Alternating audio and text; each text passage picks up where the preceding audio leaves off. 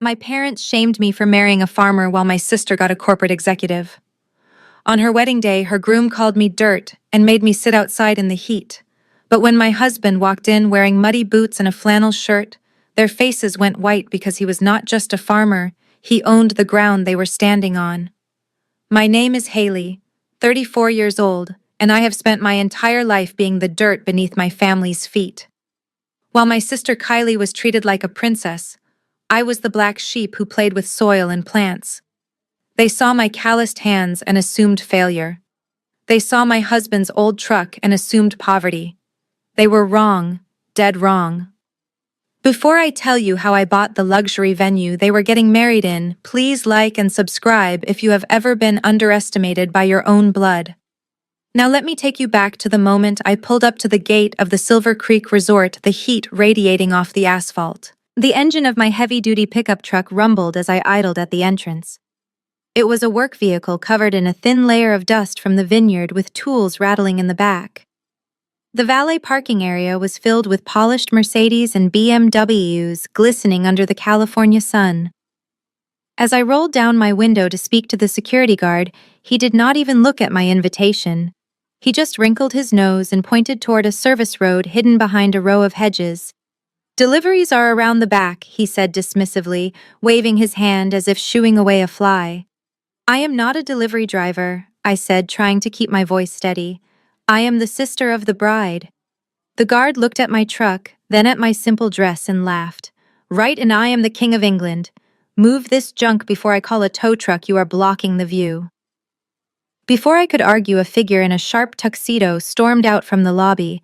It was Dante, the groom. He looked immaculate, his shoes shining like mirrors and his face twisted in annoyance. He marched right up to my window and tapped aggressively on the glass. "Are you kidding me, Haley?" I rolled down the window further, letting the air conditioning escape. "Good afternoon to you too, Dante," I said. He did not greet me. He just glared at the dust on my door handle. "I told you to take an Uber." He hissed, his voice low so the other guests would not hear. "I specifically said no personal vehicles unless they were luxury class. Look at this thing. It is a monstrosity. You are ruining the aesthetic." I gripped the steering wheel tight. My car broke down, Dante. I had to take the farm truck or I would not have made it at all. Dante pulled out a handkerchief and wiped a speck of invisible dust from his sleeve. "Then you should have stayed home. We have a drone film crew flying over in 10 minutes for the entrance shot. Do you know how much that costs? If this pile of scrap metal is in the frame, it will look like we are hosting a monster truck rally, not a high-end wedding. Move it. Now. Park it in the dirt lot 3 miles down the road and walk back. And Haley, do not let any of the VIP guests see you coming in. I have a reputation to maintain." He turned his back on me, signaling the guard to keep the gate closed, leaving me idling in the exhaust of my own humiliation. The walk back to the venue was a punishment in itself. The overflow lot was nothing more than a cleared patch of fields still damp from the irrigation sprinklers. Every step I took in my beige heels was a battle against gravity and soft soil. By the time I trudged the 3 miles back to the grand entrance, sweat was trickling down my back and my feet were aching. But worse than the physical pain was the state of my shoes. A thin layer of red California clay clung to the soles and the tips of my heels. It was barely noticeable to a normal person, but to my family it was a capital offense. I had just reached the pristine white marble of the reception patio when the double doors swung open. Kylie burst out, surrounded by her bridesmaids. She looked breathtaking in a customized Vera Wang gown that cost more than my first car, but her face was twisted into a mask of pure horror. She was not looking at my face, she was staring at my feet. "Stop right there," she shrieked, her voice cracking the elegant atmosphere. "Do not take another step." Everyone froze. Guests sipping champagne on the terrace turned to look. I froze, one foot hovering over the white stone. "Kylie, what is wrong?" I asked, trying to keep my voice calm. She pointed a manicured finger at my shoes as if they were covered in toxic waste. "Look at that. Mud. You are tracking filth into my venue." "Are you insane? This is Italian marble, Haley." "Italian? Do you know how much the cleaning deposit is? You are going to stain everything you touch." "It is just a little dust, Kylie," I said, lowering my foot gently. "I can wipe it off with a napkin."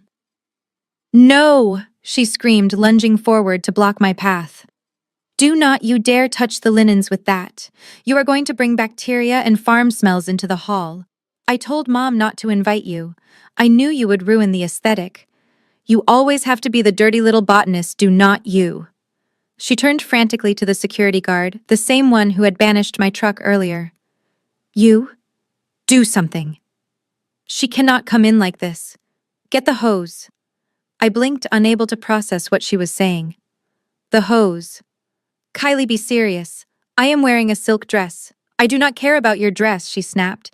It is probably polyester anyway. I care about my floor. Guard, bring the garden hose over here and wash her feet. Right now. Do not let her inside until she is spotless. The guard hesitated for a second, looking between the hysterical bride and me. Then he shrugged. Sorry, Mom, he grunted, grabbing a green rubber hose coiled near the flower beds. The bride is the boss today. He twisted the nozzle. A jet of cold water shot out, hitting the pavement inches from my toes, splattering mud and water all over my ankles and the hem of my dress. I gasped, jumping back, but there was nowhere to go.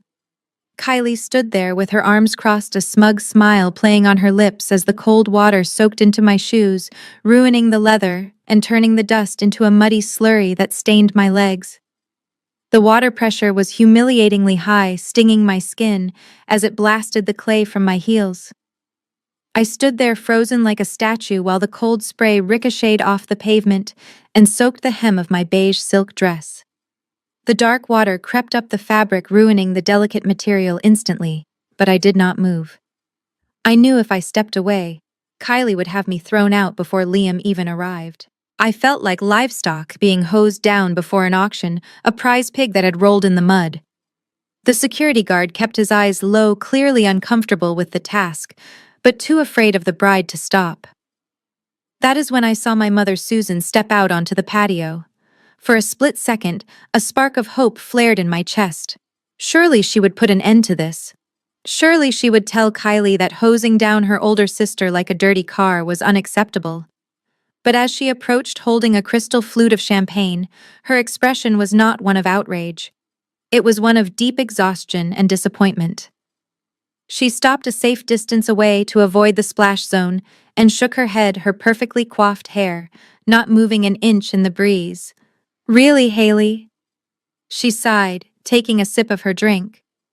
Can you go one single day without creating a scene? Today is about your sister, and here you are, making it about yourself and your poor choices. My choices. I choked out, fighting the urge to wring out my soaking wet skirt. Mom, Kylie ordered a guard to spray me with a garden hose. How is this my fault? Susan rolled her eyes. You provoked her. You always do. Coming here in that truck, walking through the mud? It is disrespectful to the elegance Dante has paid for. She gestured toward the ballroom where Dante was laughing with a group of men in suits. Look at him, Haley. Look at Dante. From head to toe, he is dripping in Armani. He carries himself with dignity. He knows how to present himself to the world. Why could you not have learned a thing or two from your sister about choosing a partner? The water finally stopped. The guard mumbled an apology and retreated, leaving me standing in a puddle of muddy runoff. My mother stepped closer, lowering her voice to a harsh whisper. You could have had a life like this if you had just listened to us. But no, you had to go and marry a man who smells like fertilizer. Now look at you. Wet, dirty, and embarrassing. Do me a favor and go dry off in the employee restroom. Do not let the guests see you like this. And for heaven's sake, try to look like you belong here, even though we both know you do not. She turned on her heel and walked back toward the laughter, leaving me shivering, not from the cold, but from the burning heat of absolute rejection. After drying my legs with coarse paper towels in the cramped employee restroom, I tried to salvage what was left of my dignity and made my way to the main reception hall. The ballroom was breathtaking, a cavern of crystal chandeliers and white roses that likely cost more than the down payment on a house. A massive gilded mirror stood at the entrance, displaying the seating chart in elegant flowing calligraphy. Guests were crowding around it, clinking their champagne flutes and laughing as they found their assignments. I waited for the crowd to thin out before stepping up to the glass. I naturally looked at the top of the list under Table 1, the head table. It was standard protocol for immediate family to sit together, especially the parents and siblings of the bride. I saw my parents named Susan and David. I saw Dante's parents. I even saw Kylie's college roommate listed at table 2, which was reserved for the bridal party. But my name was nowhere near the top. I frowned and scanned lower. Table 3 was extended family. Table 4 was business associates. Table 5 was college friends. My eyes darted back and forth across the mirror, growing more frantic with every passing second. I checked every single table in the main circle. Nothing. A cold knot formed in my stomach. Had they actually done it? Had they uninvited me without telling me, leaving me to wander the hall like a ghost until security threw me out? "Excuse me, miss, you are blocking the view," a woman in a sequined gown said, tapping me on the shoulder. I muttered an apology and stepped to the side, my eyes catching the very bottom corner of the mirror. There it was. Table 19. My name was not even printed in the same gold ink as the others. It looked like it had been added last minute with a black marker. I turned around to locate table 19. The room was arranged in concentric circles radiating out from the dance floor. But table 19 was not part of the circle. I had to walk past the VIP section, past the dance floor, and past the bar. Finally, I found it. Tucked away in the darkest corner of the room, directly next to the swinging double doors of the kitchen and the guest restrooms, was a small rectangular folding table. Unlike the other tables, which were draped in heavy silk and adorned with towering floral centerpieces, this one was bare except for a few water glasses. It did not even have a tablecloth, just the scratched plastic surface of a rental table. The chairs were not the gold Chiavari chairs everyone else had, but cold metal folding chairs. I walked over, feeling the heat rise in my cheeks. 3 people were already seated there, adjusting their equipment. It was the wedding photographer, his lighting assistant, and the saxophone player from the live band. They looked up at me with confusion as I approached. The saxophone player moved his instrument case off the chair next to him. "Are you the wedding planner?" he asked, assuming I was working. "No," I said, my voice trembling slightly as I sat down on the cold metal. "I am the bride's sister." The photographer dropped his fork. The silence at the table was deafening. My sister had not just moved my seat. She had made a public statement. To her, I was not family. I was staff. I was something to be hidden away near the toilets while the real people celebrated. I waited until the photographer started adjusting his lens before standing up. The metal chair scraped loudly against the floor, drawing a few annoyed glances, but I did not care. I needed an explanation. I scanned the room and found my father David standing near the bar, laughing with a group of men in expensive suits. He looked the part of the proud father of the bride, holding a tumbler of scotch and gesturing expansively. I marched over my heels, clicking on the marble. "Dad," I said, my voice tight. "We need to talk." He turned, his smile fading instantly when he saw it was me. He excused himself from his friends and took my arm, steering me away from the VIP area towards a decorative pillar. "Keep your voice down, Haley," he hissed. "You are making a scene again." I pulled my arm away. "I am making a scene. You put me at the kids' table, Dad. Actually, it is worse than the kids' table. I am sitting next to the kitchen door with the hired help. Is this some kind of sick joke?" David sighed, swirling the ice in his glass. He did not look apologetic. He looked bored. "It is not a joke, Haley. It is logistics. The head table is full." Dante had a lot of last-minute confirmations from the board members of Obsidian Dining Group. You know how important this merger is for him. He could not exactly bump the CEO to the back of the room just to make space for you. "So I get bumped?" I asked incredulously. "I am your daughter. I am the bride's sister." "You are also a distraction," he said bluntly. "Look around you, Haley. These people are titans of industry. They are talking about stocks, mergers, and international real estate. What are you going to contribute to the conversation? Soil pH levels. The price of fertilizer." He took a sip of his scotch, his eyes scanning the room to make sure no one important was listening. "Dante is trying to project a specific image tonight. Success. Power. Sophistication. Having a sister-in-law who spends her days digging in the dirt does not exactly fit that narrative. We thought it would be better for everyone if you were somewhere less conspicuous. I felt the blood drain from my face. So I am an embarrassment. Is that it? David shrugged, adjusting his silk tie. Do not be dramatic. You are just rustic. And honestly, you can be useful over there. Since you are right next to the kitchen, keep an eye on the catering staff. Make sure they are not stealing any of the expensive wine or snacking on the Orste Oevers. We are paying $50 a plate, and I do not want the waitstaff eating our profits. Consider it your contribution to the wedding since you could not afford a real gift. He patted my shoulder patronizingly. Now go sit down and try to look happy. If not for me, then for your sister. This is her big moment. Do not ruin it with your ego. He turned his back on me and walked straight back to the bar, leaving me standing there with my fists clenched so hard my fingernails dug into my palms. The message was clear. To them, I was not family. I was unpaid security. I was a problem to be managed, and they had absolutely no idea that the rustic daughter they just dismissed could buy and sell every single person in this room. I barely had time to process my father's dismissal when the double doors to the kitchen swung open with a violent crash. A catering manager, sweating through his stiff white collar, stormed out, holding a clipboard. He scanned the darkened corner, his eyes landing immediately on me, sitting at the wobbly folding table. Finally, he barked, marching over with aggressive strides. You must be the replacement form the temp agency, right? You are 20 minutes late. Before I could even open my mouth to correct him or explain that I was the sister of the bride, he reached into a bin near the service station and tossed a balled-up black cloth at my face. I caught it reflexively.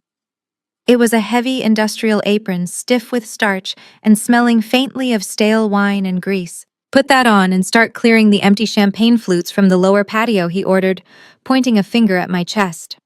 We are short-staffed and I do not have time for lazy workers.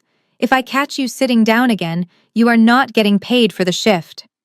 Then he spun around and vanished back into the chaos of the kitchen, leaving me standing there holding the dirty fabric in stunned silence.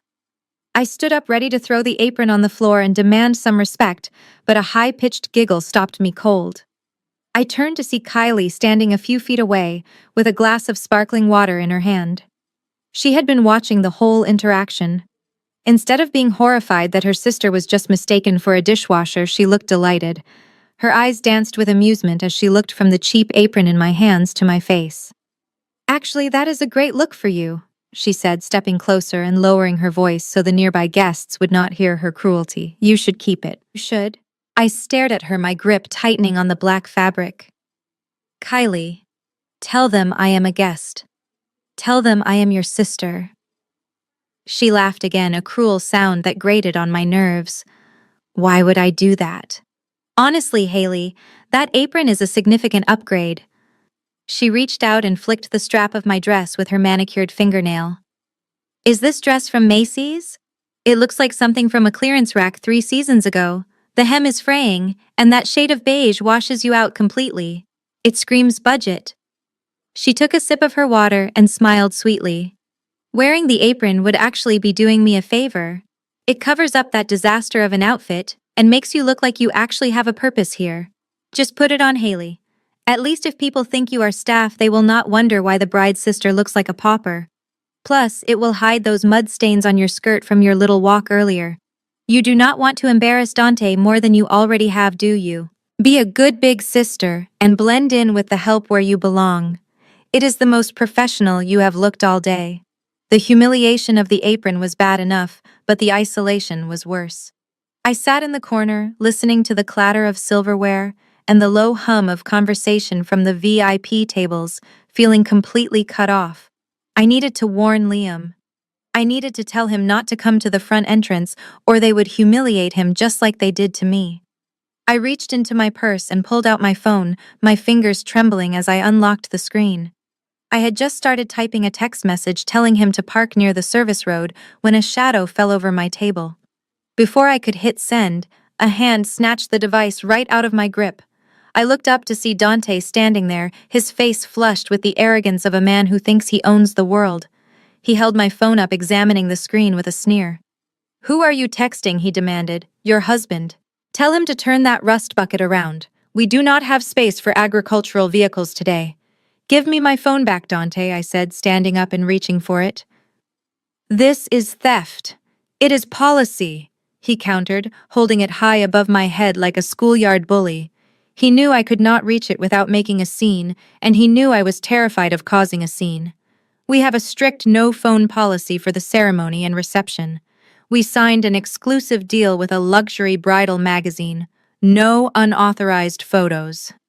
He looked down at me, his eyes cold and mocking. Especially from you, Haley. I do not want you snapping blurry pictures of my high-end decor and posting them to your little gardening groups on Facebook. I can see the captions now. Look at this fancy flower arrangement, maybe I can recreate it with weeds. No, absolutely not. Today is about class. It is about prestige. And quite frankly, your social media presence is the opposite of that. But I need to call Liam, I pleaded, my voice rising slightly. I need to tell him where to park so he does not upset you. Dante laughed, slipping my phone into his tuxedo pocket. Do not worry about Liam. Security has been briefed. If he shows up in that truck, they will turn him away at the county line. As for you, sit down and stay quiet. You are lucky I am letting you stay at all. Consider this confiscation a favor. Now you can focus on your job. I think I saw a waiter drop a napkin over by table 4. Go pick it up. He turned and walked away, patting his pocket, leaving me silenced, disconnected, and seething with a rage that was slowly hardening into resolve. He had taken my voice, but he had no idea he had just silenced the only person who could save him from what was coming. Just as Dante disappeared into the crowd of admiring guests, my mother reappeared. She did not look at me with sympathy, despite seeing her daughter sitting in a corner, wearing a dirty apron with no phone and no dignity. Instead, she grabbed my arm, her grip surprisingly strong, and pulled me further into the shadows behind a large potted palm. She looked left and right, scanning the room like a secret agent, ensuring the coast was clear before she spoke. Is he coming? She whispered urgently.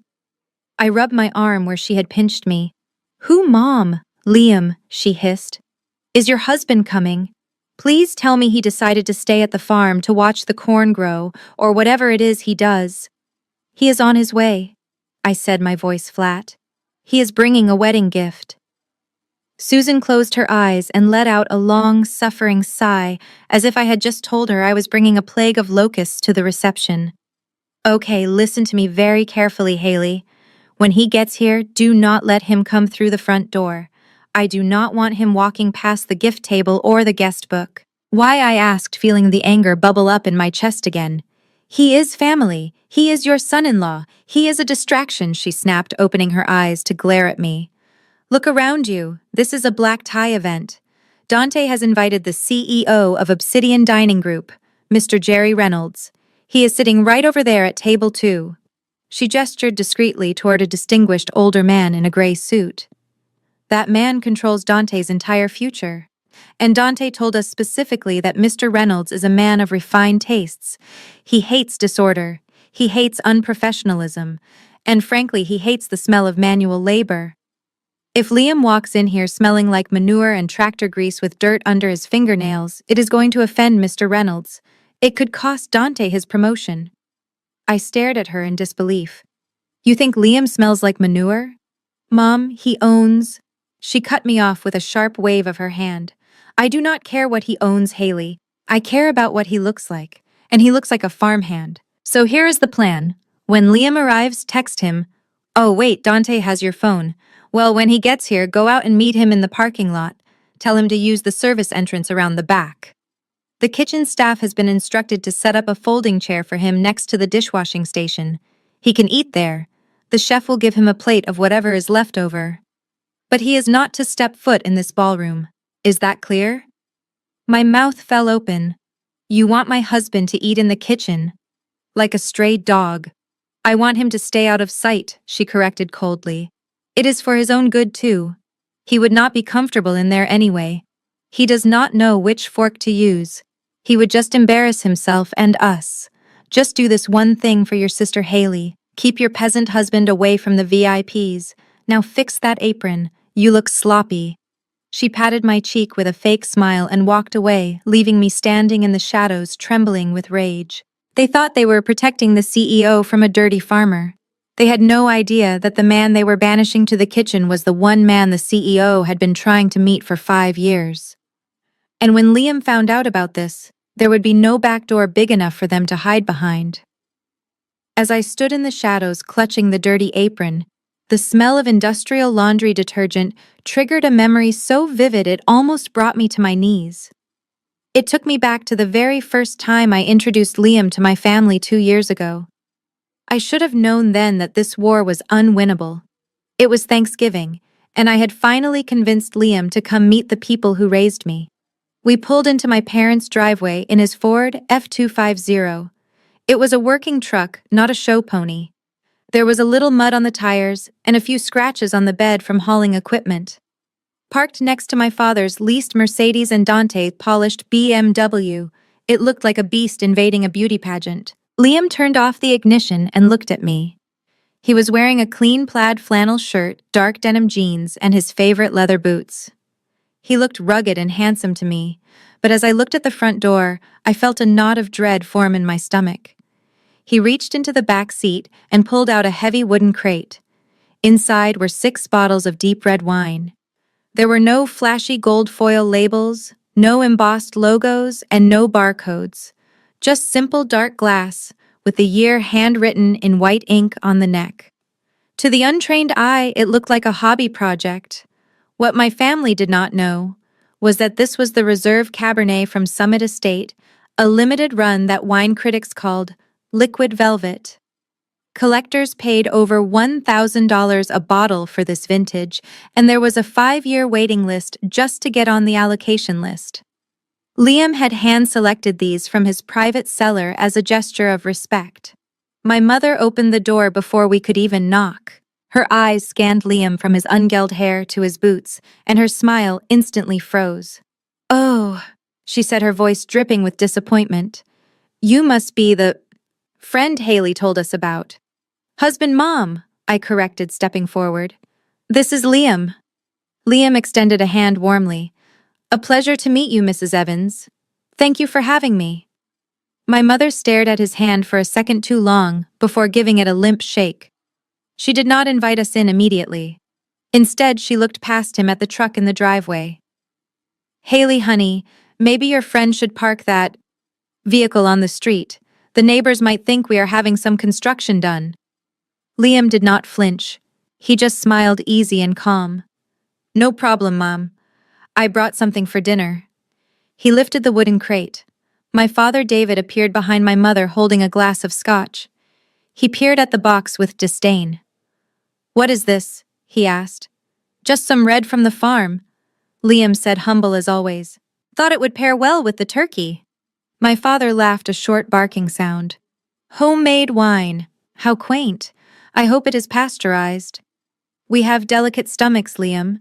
We are used to drinking wines that come with a cork, not a screw top." He took the heavy crate from Liam, not with gratitude, but with the air of someone taking out the trash. "I will put this in the garage. We do not want to clutter the dining table with experiments. But thank you for the effort." I watched my father walk away with $6,000 worth of wine, treating it like poison. I wanted to scream. I wanted to tell them they were holding a masterpiece. But Liam just squeezed my hand, his grip steady and warm. "It is okay," he whispered. "Let them drink what they like." He did not care about the status, he cared about the substance. But my family only had eyes for the packaging, and they had already decided Liam was empty. We gathered around the mahogany dining table, the air thick with the smell of roasted turkey and judgment. Dante had only been dating Kylie for 3 months, but he had already claimed the seat at the head of the table, displacing my father without even asking. He reached out and picked up one of Liam's bottles, squinting at the dark glass with theatrical suspicion. "No label," he scoffed loud enough for the neighbors to hear. "What is this bathtub gin?" My uncle tried making wine in his garage once. It tasted like vinegar and despair. He pushed Liam's bottle away across the tablecloth as if it were contaminated. Do yourself a favor and put that away before someone gets food poisoning. Dante then reached into a glossy gift bag and produced a bottle with a shiny gold foil label. Here, drink this instead, he announced, puffing out his chest. This is a genuine French blend. Cost me $50 at the specialty store downtown. Now that is what success tastes like. My parents looked at Dante with awe like he had just performed a miracle. $50 for a bottle of wine, my father gasped, his eyes wide. That is incredibly generous of you, Dante. You really should not have. Liam just smiled that same calm, unbothered smile that I had fallen in love with. That is very kind of you, he said, his voice steady and devoid of sarcasm. I am sure it is excellent. He did not defend his work. He did not mention that the grapes in his bottle were harvested by hand at dawn and aged in French oak barrels that cost more than Dante's entire suit. He did not mention that the $50 bottle Dante was bragging about was mass-produced swill that Summit Estate would not even use for cooking wine. I felt the heat rise in my neck. I opened my mouth ready to destroy Dante's ego. I wanted to scream that Liam supplied the grapes for the very wine Dante was bragging about. I wanted to tell them that the unlabeled bottle in front of them was worth a mortgage payment. But before I could speak, I felt a warm, heavy hand on my thigh under the table. Liam squeezed gently. I looked at him, and he gave me a barely perceptible shake of his head. His eyes were soft but firm. He did not want me to fight this battle. We sat there drinking Dante mediocre wine while my parents praised its oaky undertones, which actually tasted like sawdust. Later that night, when we were driving home in the quiet cab of his truck, I asked him why. Why did you let him talk to you like that? You could have bought that whole house and everyone in it. Liam kept his eyes on the winding country road. Because Haley, he said softly, I need to know if they respect the man or just the money. If I have to buy their kindness, it is not real. And I need to know if they deserve you. That night, I realized my husband was playing a long game that my family could not even comprehend. But as I sat in the corner of the wedding venue, remembering that dinner, I knew the game was finally over. The test was finished, and they had all failed. The resentment in my family had been simmering for years, but the real war began when our grandmother passed away. She was the only person who saw us as equals, but in her will, she made a decision that tore us apart. She left Kylie $50,000 in cash. To me, she left the rocky 20-acre plot of land on the edge of town that everyone called the Scab because nothing ever seemed to grow there. At the reading of the will, my mother actually patted my hand in sympathy. Poor Haley, she had whispered loud enough for the lawyer to hear. Grandma must have been confused at the end. Giving you a pile of rocks while Kylie gets the nest egg. It is hardly fair, but do not worry. We will help you pay the property taxes until you can dump it on some unsuspecting buyer.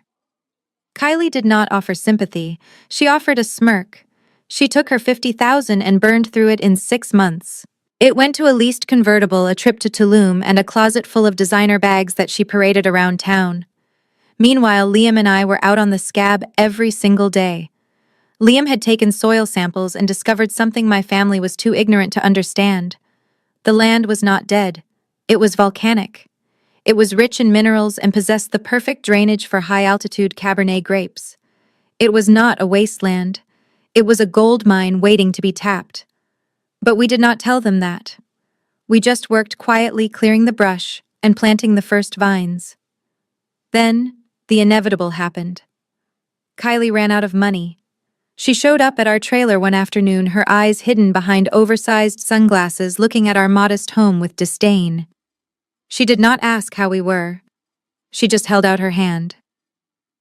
I need you to sell the land, Haley, she said. I found a developer who wants to put a strip mall there. He is offering $80,000. We split it 40-40. I stared at her. Sell it. Kylie, we just planted the first acre. Liam has been working 18-hour days terraforming that hill. So what? She snapped, taking off her glasses. It is just dirt, Haley. It is ugly. Mom agrees. She says you are wasting your life playing farmer. Look, I have credit card bills. I have a car payment. Grandma would not have wanted me to struggle while you sit on a dormant asset. You owe me. I owe you, I repeated, my voice rising. You got $50,000 cash, Kylie. You spent it on purses. That was my inheritance, she yelled, stomping her foot on our porch. This land is family property. You are just holding the deed. You are being selfish, just like you always are. Hoarding a pile of rocks when your sister is in debt. I am getting married soon, Haley. I need a wedding fund. Sell the land or do not bother coming to the wedding. I did not sell. I told her to get off my porch. She drove away screaming that I was dead to her. She did not know that the pile of rocks she wanted to turn into a parking lot was already appraised at $2 million, thanks to the vines we had planted. And she certainly did not know that by refusing to sell, I had saved the very fortune she was now trying to marry into. The pressure did not stop with Kylie. A week later, my parents staged what they called a family meeting, but what felt more like an ambush. They sat on my worn-out sofa, looking around my small living room with expressions of pity. My father pulled out a glossy brochure from his briefcase and slapped it onto the coffee table. It was a rendering of a luxury condominium complex called The Heights. This is the future, Haley, my father announced, pointing at the picture of generic glass buildings. The developer is offering $80,000 for that pile of dirt you call an inheritance. Do you know what $80,000 could do for you? You could move out of this trailer, you could buy a decent car. You could finally look like a member of this family. I pushed the brochure back toward him. I am not selling, Dad. Liam and I have tested the soil. It is volcanic ash over limestone. It is perfect for Cabernet Sauvignon. In 5 years, that land will be producing some of the best wine in the valley. My mother, Susan, let out a sharp laugh, covering her mouth as if I had just told a joke. Wine, she repeated, shaking her head. Oh, honey, be realistic. You and Liam are backyard gardeners, not vintners. Making wine takes millions of dollars and decades of expertise. You have a few acres of rocks and a dream. That land is barren, Haley. Nothing grows there but weeds. Grandma only left it to you because she knew you liked playing in the dirt. She never intended for you to keep it when there was real money on the table. She leaned forward, her eyes narrowing. Think about your sister. Kylie is trying to plan the wedding of the century. She needs cash flow. By holding on to that worthless property, you are actively hurting her. You are being selfish. You are choosing a fantasy over your own flesh and blood.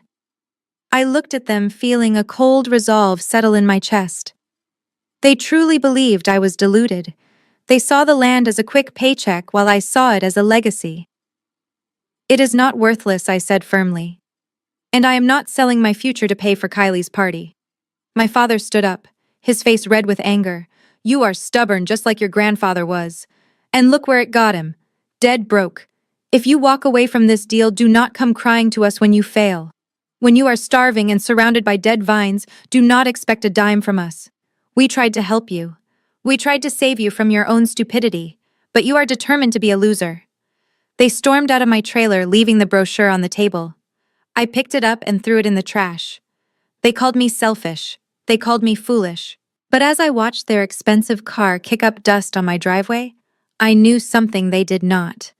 The soil they called barren was already teeming with life.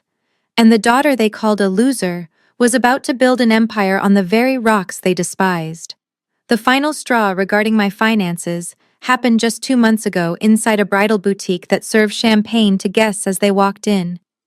Kylie had found her dream dress. It was a hand-stitched lace masterpiece imported from Milan with a price tag of $20,000. She stood on the pedestal looking at herself in the 3-way mirror while my mother wiped away a tear. It is perfect, Kylie whispered. Then she turned to me. Since you refuse to sell the land and give me my share of the inheritance, I think it is only fair that you pay for this dress, Haley.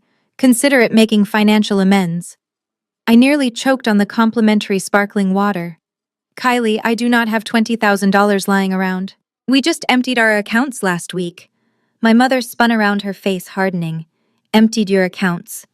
On what? Did Liam buy another rusted truck? No, Mom, I said, trying to keep my voice steady. We invested in a new irrigation system for the vineyards. It is a state-of-the-art subterranean drip network with satellite moisture monitoring. I did not tell them that the system cost $2 million and was the most advanced agricultural technology in the state. I did not tell them that we paid for it in cash, which was why our liquid funds were temporarily low. To them, irrigation meant a few garden hoses and a sprinkler from Home Depot. Kylie let out a harsh laugh, stepping down from the pedestal. You spent your savings on watering dirt. Unbelievable. You choose plants over your sister. My father, who had been waiting by the register, shook his head in disgust. This is what we have been saying all along, Haley. You and Liam are failures. You work from dawn until dusk, breaking your backs in the sun, and for what? You cannot even afford a dress. You are living paycheck to paycheck just to keep a hobby farm alive. It is pathetic. My mother walked over and poked me in the chest. We are not asking for much. We are asking you to support your family. But clearly you are too poor to help. Do not worry. Dante will put it on his credit card, again. At least one of my daughters married a man who knows how to provide. You should be ashamed of yourself, Haley. 34 years old, and you have nothing to show for it but calloused hands and a husband who plays in the mud. They bought the dress with credit, maxing out Dante's last card while I stood there silently. They called us failures. They called us poor. They had no idea that the irrigation system they mocked was watering vines that had just been pre-contracted by the finest restaurants in New York. They were drowning in debt to look rich while we were burying millions in the ground to become wealthy. 3 days before the wedding, I stood in the main office of Summit Estate, looking out through floor-to-ceiling glass walls. Below me, 400 acres of emerald green vines stretched toward the horizon, glowing in the golden California sun. This was the land my family called a pile of rocks. This was the dirt my sister refused to touch. But to the rest of the world, it was the source of the most sought-after Pinot Noir on the West Coast. Liam sat at his desk, which was made of reclaimed redwood and cost more than Dante's entire car. He was not wearing his work boots. He was dressed in a crisp, button-down shirt, holding a fountain pen as he reviewed a thick stack of documents. He was on a conference call with a distributor in the United Arab Emirates. Yes, the shipment is secured for Dubai, he said, his voice commanding and sharp. 5,000 cases of the reserve. The wire transfer of $3 million has cleared. A pleasure doing business with you. He hung up the phone and sighed, rubbing his temples. He looked at me standing by the window, holding the cheap paper invitation to Kylie's wedding. The contrast between our reality and the role we played with my family was becoming exhausting. Are we really going to do this again, Haley? He asked, standing up and walking over to me. He wrapped his arms around my waist and rested his chin on my shoulder. I just signed a multi-million-dollar export deal. I could buy that entire resort they are renting. I could buy the bank that holds your parents' mortgage. Why are we letting them treat us like peasants? Why do I have to drive the old work truck when we have a garage full of luxury cars? I turned in his arms and looked into his eyes. Because I need to know Liam. Know what he asked, frustration leaking into his voice. We already know they are shallow. We know they value money over character. What else is there to prove? I need to know if there is any part of them that loves me for me, I said softly. If I show up in a Bentley wearing diamonds and they suddenly treat me with respect, that is not love. That is transaction. I want to give them one last chance, one final test. If they can treat us with basic human dignity while thinking we are poor, then maybe there is hope. Maybe I will help them with their debts. But if they treat us like dirt again... I trailed off, looking back out at the empire we had built from nothing.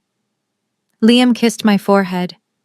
And if they fail the test, then I am done, I said, my voice hardening. If they fail today, I will never hide our success again. I will let them see exactly what they threw away. So please, Liam, just one more day. Wear the flannel, drive the truck, be the farmer they think you are. He nodded slowly. Okay, one more day. But if Dante says one word about my boots, I am buying the company he works for. We both laughed, but as I looked at the sunset, I knew this was not a joke. This was the end of the line. The wedding would be the final exam, and I had a sinking feeling my family was about to fail spectacularly. The ceremony concluded with a choreographed kiss that looked more like a scene from a soap opera than a genuine expression of love. As the guests filtered into the reception hall for the cocktail hour, the air filled with the sound of string quartets and polite applause. I remained in my exile, standing in the shadows of the service corridor, my back pressed against the cold wall. From here I was invisible to the wealthy elite, but I had a front row seat to the machinery of the event. To my right, the catering team was moving with frantic speed, popping corks on dozens of wine bottles to prepare for the grand toast. Dante had boasted endlessly about the wine selection. He had told everyone who would listen that he had secured 50 cases of a rare Bordeaux, claiming it was the only wine sophisticated enough for his palate. He had practically sneered at the idea of serving anything domestic. But as the scent of the open wine wafted toward me, my nose twitched. I am a scientist who specializes in viticulture. I know the chemical composition of wine better than I know my own reflection. A vintage Bordeaux should smell of black currant cedar and graphite. It should have a deep, earthy complexity. The smell drifting from the service station was cloyingly sweet, like jam mixed with nail polish remover. I frowned and took a cautious step toward the staging table. A waiter was hurriedly peeling the foil off a new bottle. I watched his hands. The foil came away too easily, crinkling like cheap aluminum. He pulled the cork and tossed it into a bucket. I looked down. The cork was synthetic. High-end French wines meant for aging never used plastic corks. "Excuse me," I whispered to the waiter, trying not to draw attention. "May I see that bottle?" He shrugged and handed me an empty one before grabbing another. "Knock yourself out," he muttered. "It is all the same juice anyway." I held the heavy glass up to the dim light. The label was a work of art. It featured gold embossing and a prestigious French chateau name. But when I ran my fingernail along the edge of the label, it caught. It was a sticker. A high-quality sticker, but a sticker nonetheless, pasted over something else. I scratched harder, peeling back the top layer. Underneath the adhesive was the original label. It was a bright yellow logo for a brand of bulk table wine that sold for $3 at gas stations. I felt a cold chill run down my spine. Dante was not just cutting corners. He was committing fraud on a massive scale. He had bought hundreds of dollars worth of cheap swill, relabeled it, and was serving it to men who owned vineyards in Tuscany. I looked out at the crowd. Oh. Mr. Reynolds, the CEO, was holding a glass up to the light, admiring the color. Dante was standing next to him, beaming with pride. He was literally poisoning his own boss with sugar water and lies. The audacity was breathtaking. He thought he was smarter than everyone in the room. He thought because the label glittered, no one would taste the rot underneath. He was about to learn that you cannot fake quality forever. I set the fraudulent wine bottle down on a passing tray and moved silently closer to the VIP table, shielding myself behind a towering floral arrangement of white hydrangeas. The air around table 2 was thick with the smell of expensive cologne and cigar smoke. Dante was standing over Mr. Jerry Reynolds, who was seated like a king on a velvet throne chair. Jerry was a man who looked like he chewed glass for breakfast. He was not smiling. He was swirling his scotch and staring at Dante with piercing gray eyes. I strained my ears to hear over the jazz music. Dante was sweating. I could see a bead of perspiration trickling down his temple despite the cool air conditioning. He was pitching. He was pitching hard. "Mr. Reynolds, I assure you, the supply chain issues we had last quarter are resolved," Dante said, his voice slick with desperation. "In fact, I have something massive in the pipeline. A game changer for Obsidian Dining Group." Jerry took a slow sip of his drink. "I have heard promises before, Dante. I need results. My investors want exclusive ingredients, things no one else has. That is exactly what I am giving you," Dante said, leaning in confidentially. "I have opened a direct line of negotiation with Summit Estate." I almost gasped aloud. I had to cover my mouth with my hand. Summit Estate was our company. It was the brand Liam and I built from the ground up. And we were famous for one thing. We never worked with restaurant chains. We only sold to select private buyers. Jerry raised an eyebrow. "Summit Estate. You are joking, their owner is a ghost. I have had my best procurers trying to get a meeting with him for 5 years. He returns our emails unopened." Dante laughed, waving his hand dismissively. "That is because your people are going through official channels. You need a personal connection, Jerry. And I have that. The owner is a close personal friend of mine. We go way back. We play golf together on Sundays. I call him Lee. Lee. My husband's name is Liam. Nobody called him Lee. Not ever. Dante was lying through his teeth constructing a fantasy world where he was a power player instead of a desperate climber.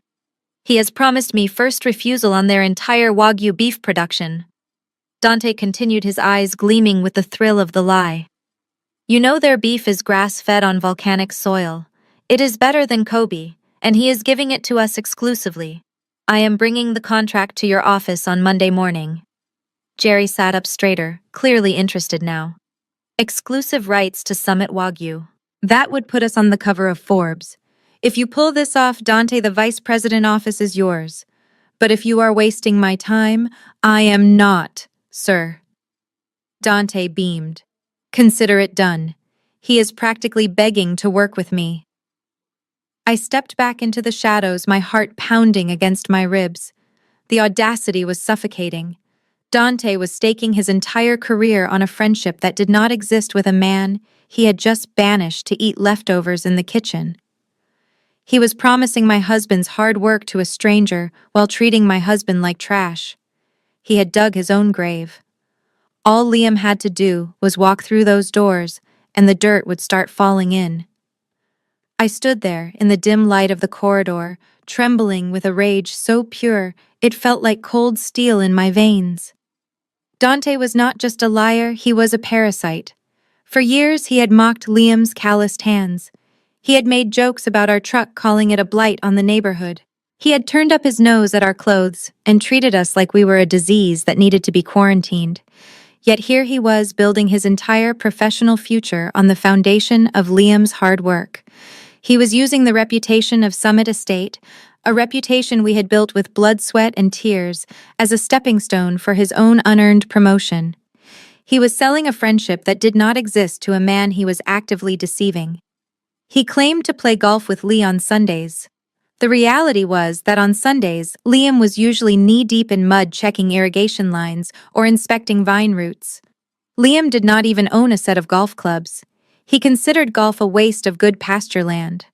The irony was so sharp it almost made me laugh out loud, but it was a bitter, angry laughter that stuck in my throat. My fingernails dug into my palms so hard I thought they might draw blood. I wanted to march out there right now. I wanted to step into that circle of light and flip that table over. I wanted to scream the truth into Mr. Reynolds' face until the veins in my neck popped. I wanted to tell him that the man Dante called a close friend was the same man Dante had just banished to the service entrance.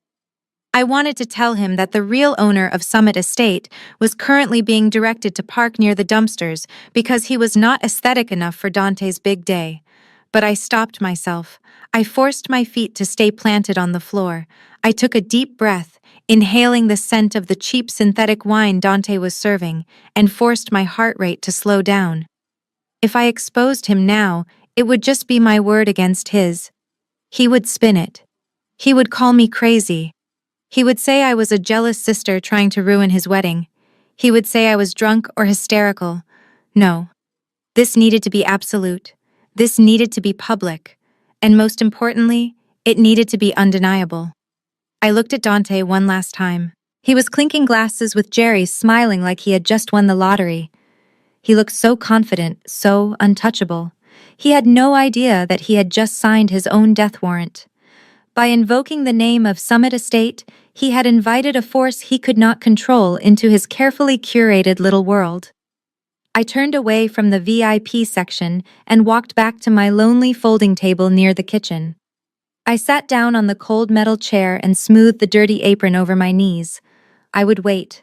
I would let him enjoy his champagne. I would let him bask in the glow of his lie for just a few more minutes. Because when Liam walked through those doors, the collision between Dante's fantasy and our reality was going to be catastrophic. And I wanted to have a front row seat when the dust settled. The time for patience was over. The time for justice was about to begin. The sun began to dip below the horizon, casting long shadows across the ballroom floor. It was time for the toasts. Dante stood up, adjusting his silk tie and tapping the microphone. The screech of feedback made a few guests wince, but Dante just smiled, enjoying the fact that every eye in the room was fixed on him. He did not look like a man in love. He looked like a man closing a business deal. He raised his glass of fraudulent wine high in the air, his other hand resting possessively on the back of Kylie's chair. "Thank you everyone for coming to witness the union of two dynasties." He began, his voice booming through the expensive sound system. When I met Kylie, I knew she was the only woman who could match my ambition. We are not just building a marriage, we are building a brand, a legacy that will rival even the biggest players in this room. He paused to wink at Mr. Reynolds, who was sitting at table 2 looking unimpressed. Dante continued his ego trip for 10 minutes, talking more about his stock portfolio and his career goals than his bride. Finally, he turned his attention to my parents. "I want to thank Susan and David. You raised a queen. You took a raw gem and polished her into the diamond she is today. Thank you for entrusting her to me. I promise to keep her in the lifestyle she deserves, far away from the mediocrity that plagues so many others." My parents beamed, clinking their glasses together, clearly thinking the mediocrity comment was a clever dig at me. But Dante was not done. He scanned the room, his eyes searching the dark corners until they landed on me, sitting alone at table 19 next to the restrooms. A cruel smirk curled his lips. "And speaking of family, we cannot forget everyone who pitched in today. A special thank you to my sister-in-law, Haley. I know you are way back there in the dark. Wave so everyone can see you." I did not wave. I sat perfectly still, my hands folded in my lap. Dante chuckled into the microphone. "There she is. Folks, let us give a round of applause to Haley for taking the most important seat in the house, right next to the kitchen doors. Thank you, Haley, for sitting guard over the catering staff. We all feel safer knowing you are there to make sure the crab cakes come out on time and that nobody steals the silverware. I know it is a sacrifice to sit next to the trash cans, but someone has to do it." The room erupted in laughter. It was not a warm laughter. It was the cruel cackling of people who were glad they were not the target.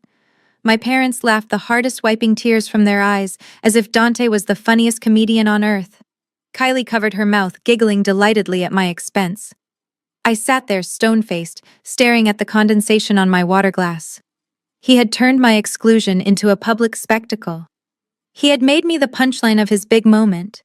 But as he took another sip of his fake wine, I knew something he did not. His moment in the sun was about to end. And the sun was going down fast. Just when I thought the torture was over, Dante signaled to the DJ to cut the music. He was not done performing. He grabbed the microphone again, his face flushed with the intoxication of power. "Ladies and gentlemen, before we start the dancing, I want to do something special. I want to give back. We are holding an impromptu charity auction right here, right now. All proceeds will go to the Future Leaders Foundation, a charity I am very passionate about because it helps people with no direction find a path to success." He paused for effect, looking directly at me with a predator's smile. "And to help me display the first item, I need a volunteer. I need someone who really understands the struggle of the working class, someone who knows what it feels like to need a helping hand." He pointed a finger straight at my table near the kitchen. "Haley, get up here. Do not be shy. This is your moment to shine." My stomach dropped. I shook my head slightly, refusing to move, but the spotlight swung around, blinding me. The room erupted in polite applause, urged on by Dante. "Come on, folks, give her some encouragement," he boomed. "It is not every day she gets to stand on a stage like this. I had no choice. If I refused, he would make a scene about me being uncharitable." I stood up, smoothing the ridiculous stiff apron over my dress, and walked toward the stage. My heels clicked on the marble, a lonely sound in the cavernous room. When I reached the platform, Dante did not offer me a hand. He just gestured for me to stand next to him like a prop. "Here she is, everyone," Dante announced, wrapping an arm around my shoulder that felt heavy and suffocating. "My sister-in-law, Haley. Look at that apron. She is always ready to work. Now, Haley, I need you to model this item for our bidders." He reached behind the podium and pulled out a football helmet signed by a famous quarterback. He shoved it into my hands. "Hold it up high. Hold it." Walk around the stage, let them see the merchandise. Work it, Haley. Pretend you are on a runway in Milan, not a dirt road in the valley. I held the helmet, my face burning. I walked stiffly across the stage, displaying the item while Dante provided a running commentary that was nothing short of character assassination. "Look at her go!" he laughed into the mic. "See, folks, anyone can look professional if they just follow instructions. Maybe if we raise enough money tonight, we can buy Haley a new pair of shoes, so she does not have to ruin mine with mud next time." The crowd chuckled nervously, sensing the cruelty, but unwilling to stop it. Kylie was clapping her hands in the front row, delighted to see me reduced to a glorified showgirl. I walked to the edge of the stage, looking out at the sea of faces. They saw a woman in a dirty apron being mocked by a successful businessman. They did not see the fire in my eyes. I gripped the helmet tightly, imagining it was Dante Head. He was having his fun now, treating me like a circus animal, but he did not know the ringmaster was about to enter the building. And when Liam arrived, this entire circus was going to burn to the ground. The double doors at the back of the ballroom did not just open, they swung wide, as if pushed by a gale force wind. A beam of golden afternoon sunlight cut through the artificial dimness of the hall, blinding the guests at the rear tables for a brief second. When their eyes adjusted, the murmurs of confusion began to ripple through the room like a wave. Standing in the center of the doorframe framed by the light was Liam. He was not wearing a tuxedo. He was not wearing a suit. He was dressed exactly as he had been in the fields that morning. A plaid flannel shirt tucked neatly into dark denim jeans and his worn leather work boots. In a sea of black ties and silk gowns, he should have looked out of place. He should have looked small. But he did not. He looked like a mountain standing in the middle of a flower garden, solid, immovable, real. The music died down. The DJ, sensing the shift in atmosphere, lowered the volume until the room was silent, save for the rhythmic thud of Liam's boots hitting the marble floor. He began to walk down the center aisle. It was a long walk past the tables of whispering guests, past the frozen waiters, holding trays of champagne. Two security guards near the entrance took a step forward, instinctively reaching for their radios to call for backup. But as Liam passed them, he did not even turn his head. He just kept walking, his gaze locked on the stage with a terrifying intensity. The guards hesitated. They were trained to stop rowdy drunks or crashers. But this man walked with the kind of absolute authority that made you question your own standing. They stepped back, letting him pass. Dante stood on the stage, his mouth slightly open, the microphone hanging limply at his side. He looked from me to the man approaching us, his face cycling through confusion, anger, and panic. He had given strict orders for Liam to be diverted to the loading dock. Seeing him here walking down the VIP aisle in work clothes was his worst nightmare coming to life in high definition. I stood frozen on the stage, still clutching the signed football helmet. My heart hammered against my ribs. I had asked Liam to play the part of the farmer, but this felt different. There was no apology in his posture. There was no humility in his stride. He looked dangerous. Not violent, but dangerous in the way a storm front is dangerous before the rain starts. He reached the foot of the stage and walked up the stairs without breaking his stride. The wooden steps creaked under his boots. He stopped directly in front of me, ignoring Dante completely.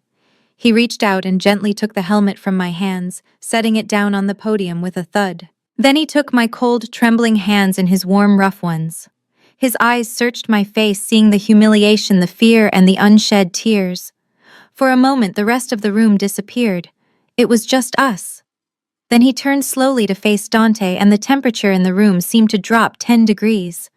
The show was over. The reckoning had arrived. Dante recovered from his initial shock, and the microphone screeched as he gripped it too tight, causing a piercing noise that made the guests cover their ears. "Security!" he bellowed, pointing a trembling finger at Liam. "Remove this man immediately. Can you not see he is trespassing? This is a black tie event, not a barn dance. Get him off my stage before he tracks mud onto the carpet." But the security guards remained at the back of the room, exchanging nervous glances. They were trained to handle rowdy drunks, not a man who walked with the quiet confidence of a king entering his own castle. Their hesitation only fueled Dante's panic. He looked around wildly, realizing his command was slipping. "Do your jobs!" he screamed, his voice cracking. "I am the groom. I am paying you. Throw this peasant out." Liam ignored him completely. He did not speed up, and he did not slow down. He mounted the stairs to the stage, the wood groaning slightly under his heavy boots. Dante took a stumbling step back, nearly tripping over his own polished shoes. He held the microphone up like a weapon, as if he could fend Liam off with amplified insults. "Stay back," Dante warned, his bravado melting into fear. "I am warning you, Liam. If you touch me, I will sue you for everything you have, which is probably just that truck and a pile of debt." Liam stopped. He was now standing center stage, towering over Dante. But he did not look at the groom. He turned his attention solely to me. I was still frozen, clutching that ridiculous signed football helmet like a lifeline, my knuckles white with tension. Liam reached out. He did not ask for the helmet. He simply placed his hand over mine. His skin was rough and warm, a stark contrast to the cold, sterile atmosphere of the ballroom. He gently pried my fingers loose from the plastic object. Once I released it, he did not hand it back to Dante. He did not place it on the podium. With a casual flick of his wrist, he tossed the helmet aside. It clattered across the stage, bouncing off the edge and landing on the floor with a hollow thud that echoed through the silent room. The sound was like a gunshot, breaking the spell Dante had cast over the audience. Then Liam took my hand. He interlaced his fingers with mine, pulling me close to his side. He looked down at me, and for the first time that day, the shame evaporated. I was not the servant in the apron anymore. I was his wife. "Take that apron off," Liam said quietly, but in the silence of the room, his voice carried to the back rows. I reached behind my neck and untied the knot, letting the dirty, stiff fabric fall to the floor in a heap next to Dante's feet. I stood there in my simple beige dress, holding my husband's hand, and I felt taller than I had in years. Liam turned to face the crowd, his expression unreadable, and then he finally looked at Dante. The silence stretched out tight as a drum waiting for the strike.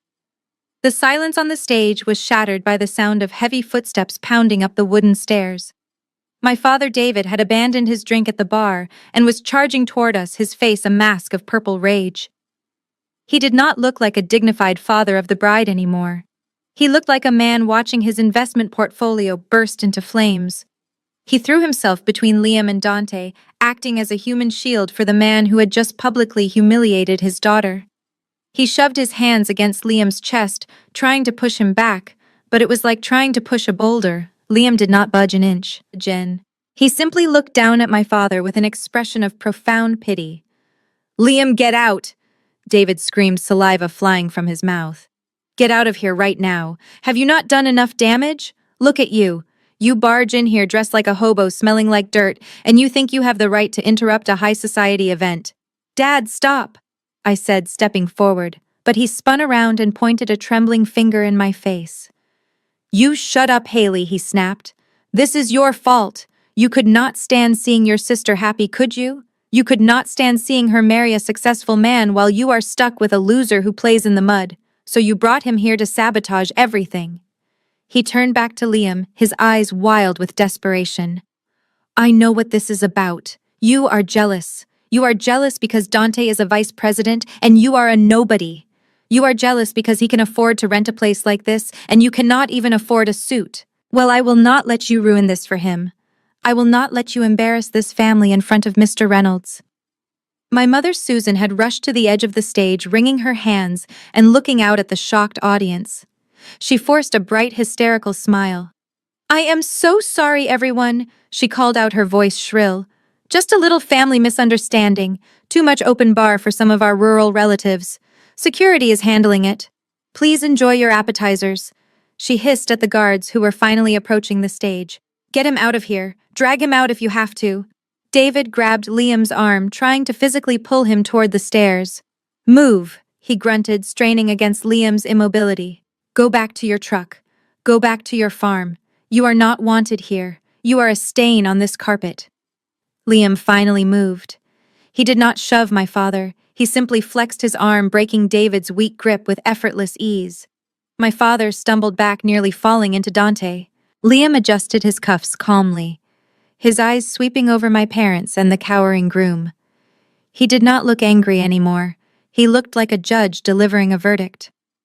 "I am not jealous," David Liam said, his voice low and steady, carrying a weight that silenced my father's screaming. "And I am not leaving. Not until I clarify a few things about who exactly is paying for this carpet you are so worried about. Because from where I stand, the only person embarrassing this family is the man standing behind you. And the only fraud in this room is about to be exposed." Liam did not shout. He did not need to raise his voice to be heard. His presence alone was enough to suck the oxygen out of the room. He stood just 2 feet away from Dante, looking down at him with a calmness that was far more terrifying than any physical threat. My father David was still sputtering in the background, but one sharp look from Liam had silenced him effectively. The band had stopped playing. The waiters had stopped serving. Even the air conditioning seemed to hum quieter. Every single person in that ballroom was leaning forward, waiting to see what the intruder would do next. Dante was shaking. He tried to hide it by adjusting his tuxedo jacket, but I could see his hands trembling. He looked like a trapped animal searching for an escape route, but there was none. Liam blocked his path to the stairs, and the audience blocked his path to the exit. "Liam, I am going to call the police." Dante squeaked, his voice an octave higher than usual. "You are disrupting a private event." Liam ignored the threat. He took a slow, deliberate step closer, invading Dante's personal space. "I have a question for you, Dante," Liam said, his voice low and smooth like gravel rolling over velvet. "And I want you to answer it clearly so everyone can hear, especially your boss." Dante blinked, sweat dripping into his eyes. "What? What are you talking about?" Liam tilted his head slightly to the side, his eyes locking onto Dante's. "I walked past table 2 a few minutes ago. I heard you speaking to Mr. Jerry Reynolds. You told him that you were close personal friends with the owner of Summit Estate. You said you play golf with him on Sundays. Is that correct?" Dante froze. His eyes darted nervously toward table 2, where Mr. Reynolds was now standing up, watching the interaction with intense interest. Dante licked his dry lips. He was cornered. If he denied it, he would look like a liar in front of his boss. If he admitted it, he had to maintain the charade in front of Liam. He chose to double down on the lie, thinking Liam was just a clueless farmer who could not possibly know the truth. "Yeah," Dante said, straightening his spine and trying to regain his arrogance. "So what if I did? It is true, I know the owner. We go way back. He is a good friend of mine. We call him Lee." "Why do you care, Liam? Are you looking for a job? Maybe I can put in a good word for you if you learn how to dress properly." A ripple of nervous laughter went through the crowd, but it died instantly when Liam smiled. It was not a happy smile. It was the smile of a predator who had just watched the prey walk willingly into the trap. "Lee," Liam repeated, testing the name on his tongue. "You call him Lee, and you say you play golf with him." "That is right," Dante insisted, gaining confidence. "We played last Sunday. He shot a 72. Now get off my stage before I have security throw you out. You are boring my guests." Liam nodded slowly. "That is very interesting, Dante, because I have never played a round of golf in my life, and nobody has ever called me Lee." For a second, Dante looked confused. He frowned, trying to process what Liam had just said. "You? What do you mean, you?" "I am talking about the owner of Summit Estate. So am I," Liam said, his voice dropping to a register that vibrated through the floorboards. "I am the owner of Summit Estate, Dante, and you have never met me before in your life until I started dating your sister-in-law." The silence that followed was absolute. It was heavy and suffocating. Dante stared at Liam, his mouth opening and closing like a fish out of water. He looked at me. I was standing there calm and vindicated. He looked at the crowd. And then he looked at Jerry Reynolds, who was now walking toward the stage with a face like thunder. The trap had snapped shut. Dante let out a short, hysterical laugh that sounded more like a bark. He looked around the room, begging the audience to share in his incredulity, but nobody was laughing. The guests were staring at him with a mixture of pity and morbid curiosity. Dante turned back to Liam, his face twisting into a sneer of pure desperation. You are delusional, he spat, saliva flying from his lips. You are actually insane. Do you hear yourself? You think because you planted a few vines in your backyard you are a winery owner. You think you are on the same level as the man I play golf with. You are a peasant, Liam. You drive a truck that belongs in a junkyard. You wear boots that smell like manure. What could you possibly know about the high society world I live in? What do you know about exclusive memberships and private jets? He took a step forward, trying to use his physical height to intimidate Liam, but it was like a chihuahua barking at a wolf. You are just trying to ruin my reputation because you are bitter. Dante continued, his voice rising to a shriek. You are jealous that I am closing the biggest deal of my life while you are struggling to pay your water bill. Security, get this lunatic out of here before I sue him for slander. But the security guards did not move. Their eyes were fixed on a point behind Dante. At table 2, the velvet chair scraped loudly against the marble floor. Mr. Jerry Reynolds stood up. He did not look happy. He smoothed his suit jacket with a slow, deliberate motion and began to walk toward the stage. The crowd parted for him instantly like the Red Sea. He did not rush. He walked with the heavy, measured steps of a man who held the fate of everyone in the room in his hands. Dante saw him coming and his face drained of color. Mr. Reynolds, he stammered, holding up a hand. Please ignore him. He is just my wife's brother-in-law.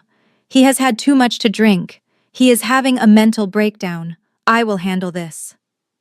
Jerry did not even look at Dante. He walked right up to the edge of the stage and looked up at Liam. His eyes were sharp, calculating, and full of suspicion. He studied Liam's face, searching for something familiar.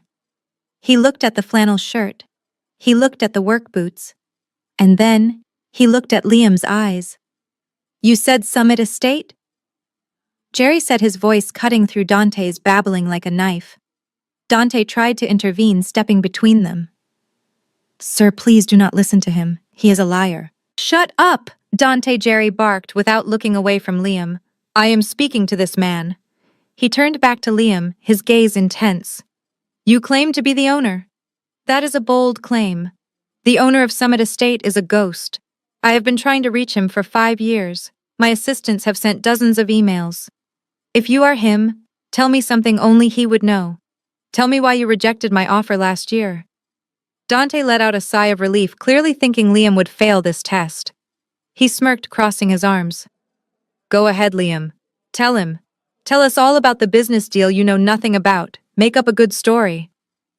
Liam looked down at Jerry, his expression calm and unbothered. I rejected it because your procurement contract demanded a 20% discount on bulk orders, Liam said simply. Summit Estate does not do bulk, and we certainly do not discount quality. I told you in my email that if you wanted cheap wine, you should shop at a gas station. Jerry's eyes widened. His jaw went slack. The room fell into a silence so deep you could hear the air conditioning humming. Dante stopped smirking. He looked from Liam to Jerry, realizing with a dawning horror that the farmer knew too much, far too much. Jerry Reynolds took a slow step closer to the edge of the stage, ignoring the murmurs of the confused crowd. He narrowed his eyes, studying Liam's face with the intensity of a forensic accountant, looking for a discrepancy in the books. The tuxedo-clad guests held their breath, waiting for the verdict. Jerry was a man who prided himself on never forgetting a face or a voice, and something about the man standing in work boots was triggering a memory in the back of his mind. You mentioned the bulk discount rejection, Jerry said slowly, his voice carrying over the silent ballroom. That is internal correspondence. Only my procurement director and the owner of Summit Estate saw that email. And your voice. It has a specific cadence. I spoke to a man on the phone last Tuesday regarding an export license for Dubai. The man I spoke to was articulate, firm, and commanded respect. He sounded exactly like you. Jerry pointed a finger at Liam, not in accusation but in disbelief. Are you him? Are you the man they call Mr. Liam? The one who turned down a $10 million contract because you did not like our humidity control protocols in the warehouse? Before Liam could answer, Dante burst out laughing. It was a loud, jarring sound that echoed off the high ceilings, effectively breaking the tension with sheer absurdity. Dante slapped his knee as if Jerry had just told the world's funniest joke, looking around at the guests to invite them to join in the mockery. "Oh, sir, you are mistaken," Dante gasped, wiping a tear of mirth from his eye. "You are gravely mistaken. I apologize for the confusion, but this man is not a Mr. Anyone. He is a hired hand, a laborer." Dante walked over to Liam and patted him on the shoulder with mocking condescension, treating him like a slow child. "This is just Liam. He is my wife's sister's husband. He plants grapes in a backyard plot that is mostly rocks. He drives a truck that is falling apart, and I am pretty sure he has never worn a suit in his life. He probably overheard me talking about business on the phone and is parroting words he does not understand to sound smart." Dante turned back to Jerry, his smile wide and desperate. "Trust me, sir, the owner of Summit Estate is a recluse billionaire, not a guy who shops at the Tractor Supply store. This guy grows grapes for a hobby. He is basically a gardener with a delusion of grandeur." Jerry did not laugh. He did not even crack a smile.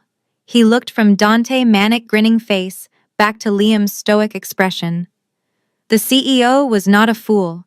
He built his empire on reading people, and he knew that confidence could not be faked. He saw that Dante was sweating through his expensive Armani suit, while Liam stood there in flannel looking cool as ice. Jerry ignored Dante's explanation completely. He kept his eyes locked on Liam, waiting for the truth. "I did not ask for your opinion, Dante," Jerry said coldly. "I asked him. Because if this man is who I think he is, then you have just made the biggest mistake of your career. Liam, tell me, was it you on the phone?" Liam did not answer Jerry with a simple yes or no. Instead, he reached into the breast pocket of his flannel shirt. Dante flinched instinctively as if Liam were drawing a weapon, but Liam only produced a slim black smartphone. It was not the cracked, obsolete model Dante had joked about earlier. It was the latest flagship device, sleek and expensive, held firmly in Liam's calloused hand. Liam tapped the screen a few times, his eyes never leaving Jerry's face. The silence in the ballroom was absolute. 300 people were holding their breath, watching a man in work boots challenge a corporate titan. "Jerry, I think you need to take a serious look at your personnel decisions," Liam said, his voice calm but carrying a devastating weight. "It seems your director of purchasing has a hard time distinguishing between a landlord and a laborer. He also seems to have trouble remembering who he actually plays golf with." Dante let out a nervous, high-pitched laugh. "Mr. Reynolds, do not listen to him. He is probably calling his mother to come pick him up. He does not have your number. How would a farmer have the private cell number of a CEO?" Liam pressed the call icon. He held the phone up, displaying the screen to the room. It was glowing bright white, indicating an outgoing call. 1 second later, a loud professional ringtone erupted from inside Jerry's suit jacket. The sound was like a thunderclap in the quiet room. Jerry blinked, startled. He reached into his pocket and pulled out his own phone. He looked at the screen. He squinted as if he could not believe what he was seeing. Then he looked up at Liam, then back at the screen. On the display in bold, clear letters was the contact name Jerry had saved years ago but never successfully reached: President Summit Estate. Dante craned his neck, trying to see the screen. "Who is it, sir? Is it the office? Tell them to hang up. We are dealing with a crazy person here."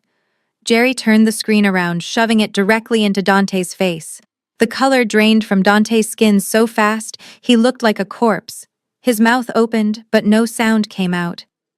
Liam lowered his phone and spoke. His voice did not come from the stage. It came from the tiny speaker in Jerry's hand, tinny but unmistakably him. "Hello, Jerry," Liam said into his phone, staring dead at Dante. "I believe we were discussing the exclusivity contract for the Wagyu beef. But looking at the character of the man you sent to negotiate with me, I am afraid I have to rescind the offer. I do not do business with liars, and I certainly do not do business with men who make my wife sit by the restroom." Jerry put the phone to his ear, his hand trembling slightly. "It is you," he whispered. "It really is you." Dante began to hyperventilate. No, this is a trick. He hacked your phone. He is a hacker. That is what he is. He spoofed the number. It is a scam." But nobody was listening to Dante anymore. The charade was over. The dirt on the floor had turned into gold, and the man in the tuxedo was revealed to be nothing but a cheap counterfeit. Jerry slowly lowered the phone from his ear, his face draining of all color as the gravity of the situation crashed down on him. The contact on the screen was undeniable, and the voice he had heard through the receiver was identical to the one standing before him. The man he had ignored, the man Dante had ridiculed, was the elusive billionaire he had spent 5 years trying to court. Liam was not a gardener, he was the Summit estate. Dante, sensing the shift in the atmosphere but too stupid to accept it, made one last desperate attempt to salvage the lie. "Sir, put the phone away," he stammered, reaching out with a trembling hand. "This is a trick. I tell you, he is a nobody. He probably used an app to spoof the number. Let me call security and have this trash thrown out so we can enjoy the rest of the night." The sound that followed was sharper than a gunshot. Jerry spun around with a speed that terrified the front row and brought his open hand across Dante's face with blinding force. The slap echoed through the cavernous ballroom, a wet, violent crack that silenced every whisper in the room. Dante stumbled back, clutching his cheek, his eyes bulging in shock. He lost his footing on the slick stage floor and collapsed to his knees at Jerry's feet. "You absolute imbecile!" Jerry roared, his voice shaking with a fury that made the microphone feedback whine in protest.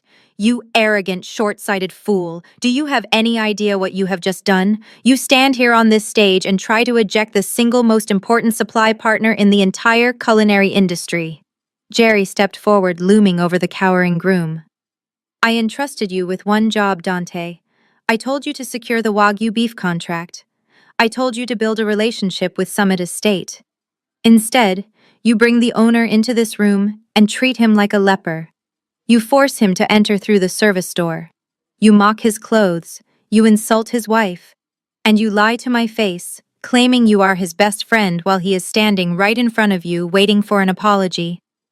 Dante looked up, tears of pain and humiliation streaming down his face, mixing with the bright red handprint blooming on his cheek.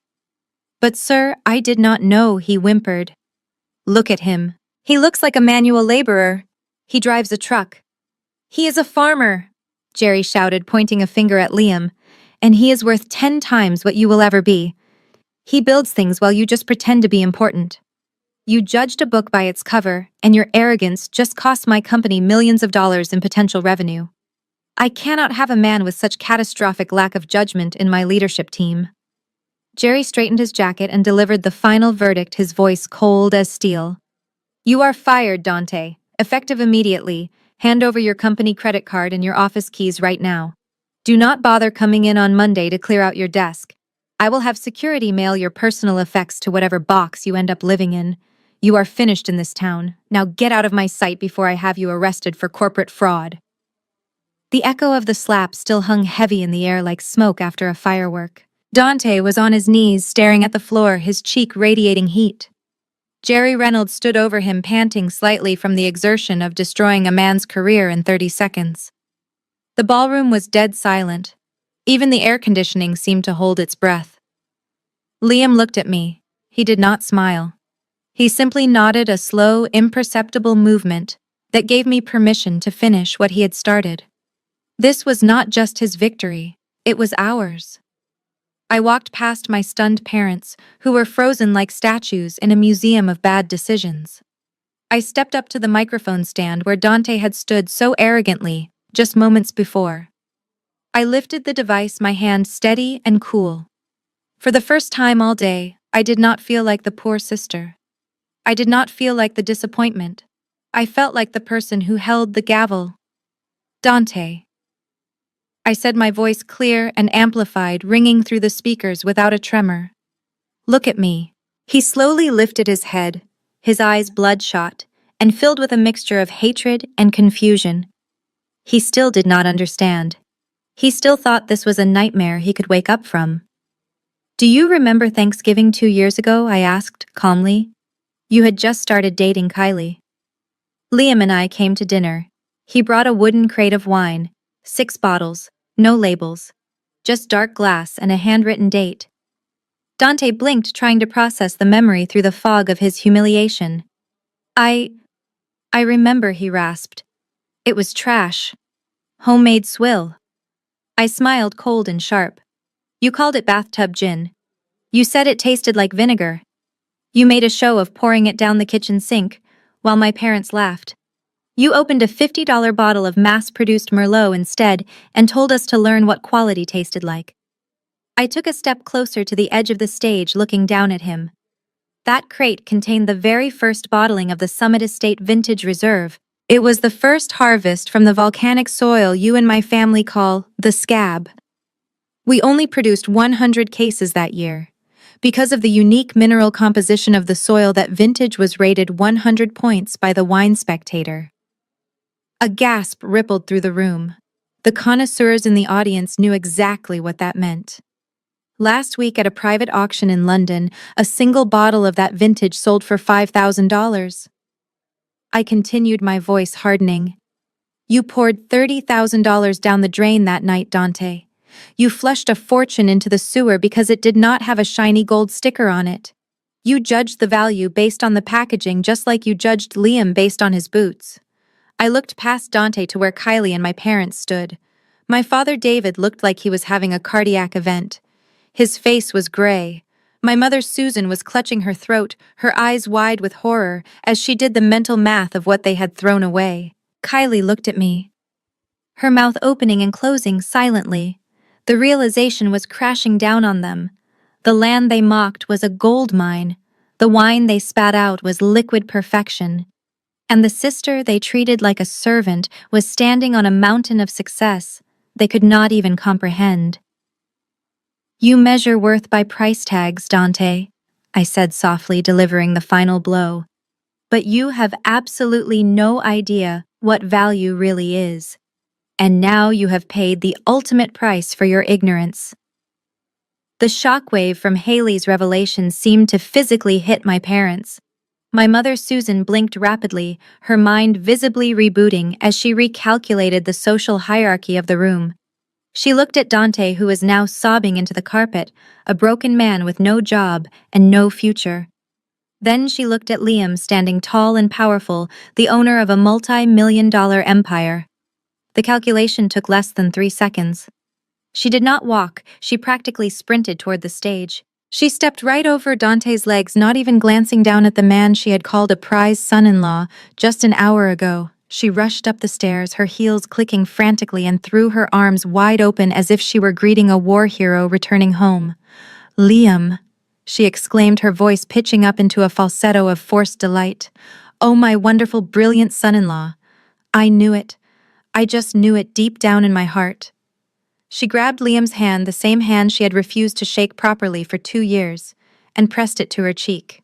She was beaming at him with a terrifying intensity, her eyes wide and manic. You are a sleeping dragon, Liam. That is what I always told David. I said that boy has something special. He is not just a farmer, he is a visionary. Liam pulled his hand away, slowly looking at her with cold amusement. Really, Susan? Because 10 minutes ago you told security to drag me out by my hair. You called me a stain on the carpet. Susan laughed, a nervous, tinkling sound that grated on everyone's ears. Oh, honey, that was just a test. You know how protective I am of Kylie. I had to push you. I had to make sure you were strong enough to handle the pressure of this family. It was tough love, Liam. Just a little role play to build character. And you passed with flying colors. I am so proud of you. She then spun around to face me, her expression shifting from adoration to mild annoyance. And Haley, honestly, this is partially your fault. Why did you keep this a secret from your own mother? If you had just told us that Liam was the Summit Estate owner, we would have set up a special VIP table right next to Mr. Reynolds. We would have ordered the Wagyu. We could have celebrated your success properly instead of this silly little game. You know I would have given you the world if I had known you could afford it. My father, David, scrambled up the stairs behind her, nodding enthusiastically. Exactly, he puffed, straightening his tie. We were just worried about your financial stability, Haley. That is what parents do. But now that we know Liam is a captain of industry, well, that changes everything. Welcome to the family, son. Truly welcome. He reached out to pat Liam's shoulder, but Liam took a step back, leaving my father's hand hovering in empty air. The audacity was breathtaking. They were rewriting history in real time, trying to gaslight us into believing their cruelty was actually kindness. They thought money washed away sins. They thought a bank account balance was an apology. They were wrong. Susan reached for my arm, her fingers grasping at the fabric of the dress she had mocked hours earlier.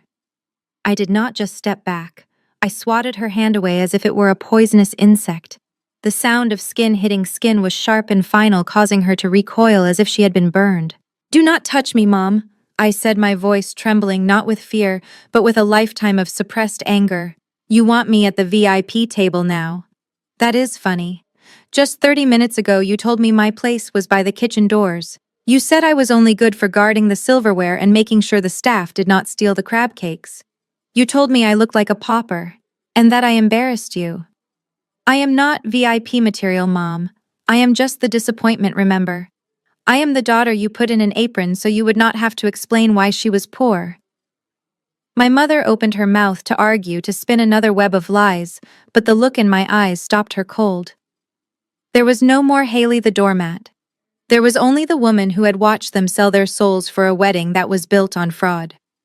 Liam stepped forward, shielding me from their desperate, grasping hands. He looked at the high, vaulted ceilings of the ballroom and then down at the polished marble floor. He tapped his boot against the stone, a hollow, authoritative sound. "You like this venue, David?" he asked casually. "It is a beautiful property. The architecture is Spanish colonial revival. Summit Estate owns the land it sits on." My father froze. His face went slack. "What did you say?" "We bought this resort 3 years ago." Liam continued, his voice devoid of emotion. "We leased the operations to a management company. But as the property owners, we retained a very specific clause in the rental agreement. It is called the Decency and Conduct Clause. It allows us to immediately terminate any event that violates our standards of civilized behavior." He looked at Dante, still weeping on the floor, and then at my parents, who were gaping at him like fish. Public humiliation, fraud, and verbal abuse definitely violate those standards. Attempting to drag a guest off the stage because of their clothing violates those standards. Liam checked the expensive watch on his wrist. "It is now 7 o'clock. You have 30 minutes. I want this room cleared. I want the decorations down. I want the fake wine in the trash. If you are not off my property by 7:30, I am calling the sheriff to have you arrested for criminal trespass. And considering the sheriff is a personal friend of mine who enjoys my real wine, I doubt he will be lenient." "You cannot do this," Kylie shrieked, finally finding her voice. "This is my wedding. You are ruining my special day." "Your special day was paid for with stolen valor and credit card debt," Liam said coldly. "And it is taking place on my dirt. You have 29 minutes left. I suggest you start packing." The transformation of the room was instant and brutal. In the world of high finance, loyalty is a currency that devalues the moment a bigger bank account walks into the room. As the reality of Liam's ultimatum hung in the air, the guests did not rush to the exits to respect the deadline. Instead, they turned their backs on the bride and groom, with a synchronized coldness that was terrifying to witness. The people who had been laughing at Dante jokes and drinking his fake wine just moments ago suddenly developed amnesia. They forgot Dante existed. Like a school of sharks sensing fresh blood in the water, they swarmed toward the edge of the stage. But they were not looking at Dante. They were looking at Liam. Hands reached into expensive suit jackets and designer purses, pulling out business cards made of thick cardstock and embossed gold. They thrust them toward Liam, ignoring the fact that he was still wearing flannel and work boots. "Mr. Liam, I represent the largest distribution network in the tri-state area," a man in a gray suit shouted, pushing past my mother. "We would be honored to carry Summit Estate wines. Please take my card." "Sir, if you are looking for new investors for your cattle expansion, my firm specializes in agricultural assets," another woman called out, waving a platinum card. Liam stood there stoic and unmoving as the tide of sycophants washed over him. He did not take a single card. He did not shake a single hand. He just looked at them with the same pity he had shown my father. These were the same people who had snickered when Dante called him a gardener. Now they were practically begging for a crumb of his attention. Dante watched his social standing evaporate in real time. He looked at the wall of backs turned against him, and the realization finally broke him. He was not just losing a venue. He was losing his career, his reputation, and his future. The arrogance drained out of him, leaving only a desperate, terrified boy.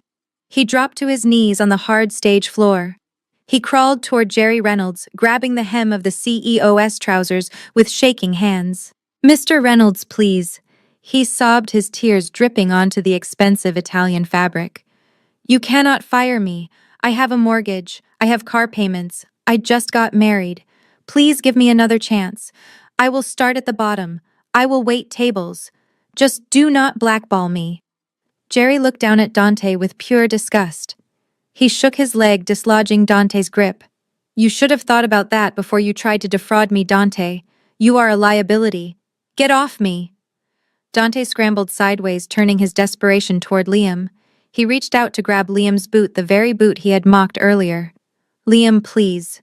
We are family. Tell him to keep me on. I am sorry about the apron.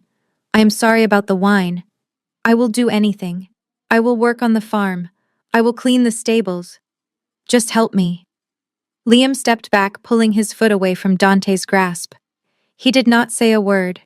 He simply looked at the security guards who were waiting at the bottom of the stairs. He nodded once. The guards did not hesitate this time. They surged up the stairs, grabbing Dante by his arms and hauling him to his feet. He kicked and screamed, his tuxedo jacket tearing at the shoulder seam. "No, you cannot do this. I am the groom," Dante shrieked as they dragged him across the stage. "Kylie, tell them to stop." But Kylie did not move. She stood alone by the wedding cake, her face pale as a sheet, watching her husband being carried out like a bag of garbage. The guests parted to let the security team through, not out of respect, but to avoid being touched by the failure. The doors slammed shut, cutting off Dante's screams, leaving only the sound of awkward shuffling feet and the heavy silence of a ruined celebration. The double doors of the ballroom slammed shut, sealing Dante outside with the security guards, and the silence that followed was heavy enough to crush bones. The echo of his desperate screams seemed to linger in the rafters, mingling with the scent of the expensive floral arrangements that now looked like funeral wreaths. For a moment, nobody moved. The guests stood frozen, their champagne glasses half raised, their eyes darting between the closed doors and the stage where Liam and I stood. Then the silence broke. It did not break with a whisper or a murmur. It broke with a shriek that sounded like glass shattering against stone. Kylie, standing by the 5-tier wedding cake that had cost more than my first car, finally snapped. The shock that had paralyzed her melted away, replaced instantly by a volcanic eruption of pure, unadulterated rage. She ripped the lace veil from her head, tearing the delicate fabric that had been imported from France, and threw it onto the floor. She stomped on it, her satin heels grinding the expensive material into the carpet as if she were trying to kill a spider. "You did this!" she screamed, her voice shrill and vibrating with hysteria. She pointed a manicured finger at me, her face twisted into a mask of ugly red fury.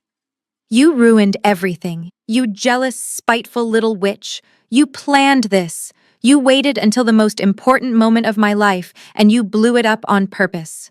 She began to march toward the stage, her massive dress rustling aggressively like a storm cloud sweeping across the floor. My parents, Susan and David, reached out to stop her, but she shoved them aside with surprising strength. She did not care about dignity anymore. She did not care about the guests watching her meltdown. She only cared about the fact that her perfect fairy tale had just been turned into a horror movie. Kylie stopped at the bottom of the stairs, glaring up at me with eyes that burned with hatred. "Look at you!" She spat, venom dripping from every word. "Standing there so high and mighty.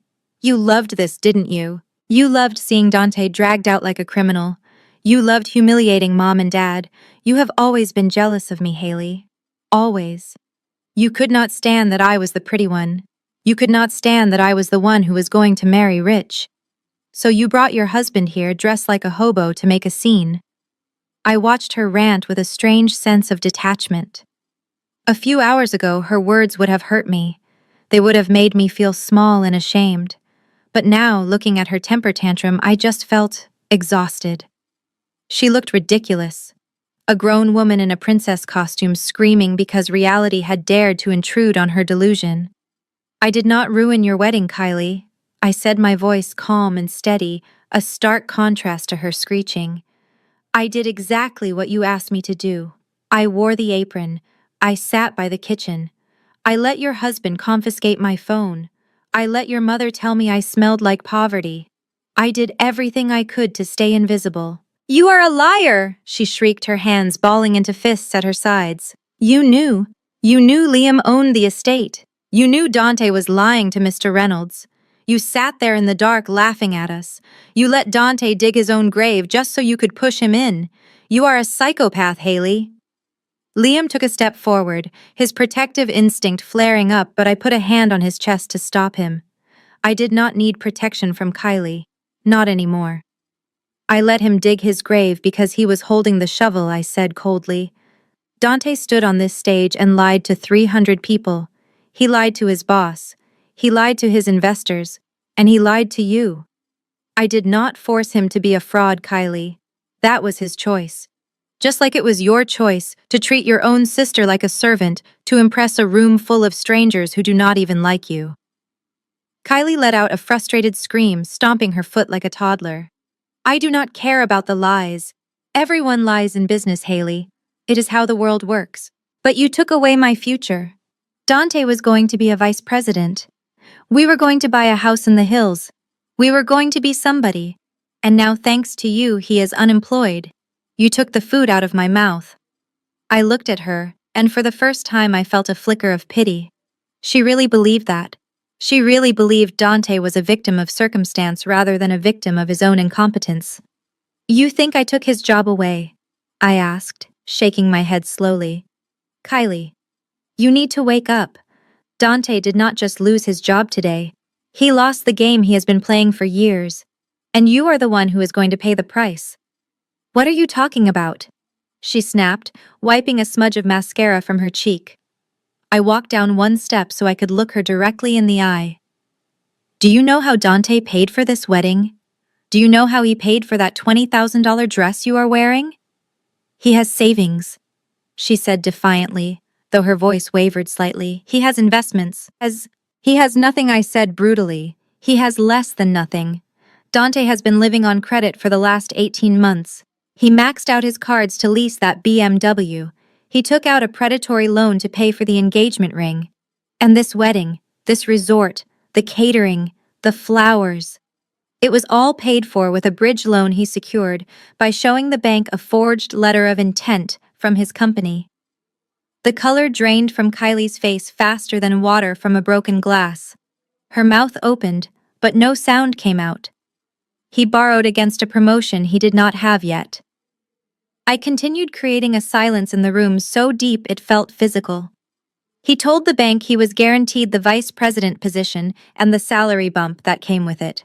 He told them he had an exclusive deal with Summit Estate that would bring in millions in bonuses. He bet everything on a lie, Kylie. And now that lie is exposed." I pointed to the guests who were now actively retreating toward the exits, clutching their purses and checking their phones. "The bank is going to call that loan tomorrow morning. When they find out he was fired for corporate fraud, they will seize his assets. They will take the car. They will sue him for the ring. And since you signed the marriage license an hour ago, congratulations, little sister, you are now legally responsible for half of his debt." Kylie staggered back, clutching the table for support. Her eyes were wide with horror as the reality of her situation crashed down on her. "No," she whispered. "No, that is not true. He said he was rich. He said we were set for life. He played you," I said, stepping down to the floor level. "Just like he played Mr. Reynolds. Just like he tried to play Liam. He bought your affection with money he did not have. And you were so obsessed with the appearance of wealth that you never bothered to check if the check would clear." Susan and David were standing behind Kylie, their faces gray with shock. They had pushed this marriage. They had celebrated Dante as the savior of the family. Now they realized they had handcuffed their favorite daughter to a sinking ship. "You wanted a rich husband, Kylie," I said, my voice low and final. "Instead, you married a man who is unemployed, blacklisted from his industry, and drowning in 6 figures of high-interest debt. You wanted to be the envy of the town. Well, now you are. Everyone is going to be talking about this wedding for years. Just not the way you wanted. Kylie looked around the room. The guests were avoiding her gaze. Mr. Reynolds was already gone, having stormed out moments ago. The waiters were starting to clear the tables, not waiting for the party to end, because they knew there was no tip coming. She looked at her dress, the symbol of her triumph, and suddenly it looked like a shroud. She looked at me, and for a second I saw the little sister I used to play with in the backyard, before the world told us that money mattered more than blood. But the moment passed. Her face hardened into a mask of bitterness. "I hate you," she whispered, tears streaming down her face. "I know," I replied, turning my back on her to take Liam's hand. "But at least I am debt-free. You have 20 minutes left to vacate the premises. I suggest you start by returning that dress. You are going to need the refund money for a divorce lawyer." I walked away with Liam, leaving her standing alone in the wreckage of her own vanity. She screamed again, a raw sound of pure despair, but I did not look back. I had a life to return to. A real life. And for the first time in my life, I did not feel guilty for leaving them behind. They had made their bed with lies, and now they had to sleep in it.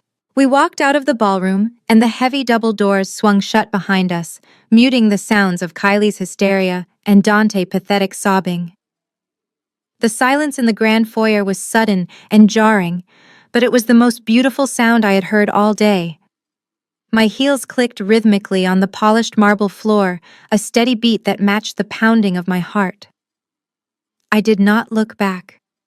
I had spent my entire life looking back, waiting for my family to catch up, waiting for them to love me, waiting for them to see me. Today, I finally stopped waiting. Liam walked beside me, his hand warm and firm against the small of my back. He did not say a word. He did not need to. His presence was a shield, a fortress that had protected me when my own blood relations had tried to tear me apart. We reached the main entrance, where the valet stand was overwhelmed with guests trying to flee the disaster. As we stepped into the cool evening air, I heard the frantic clicking of heels behind us. I knew who it was before I even turned around. "Haley, wait. Please just wait a second." It was my mother, Susan.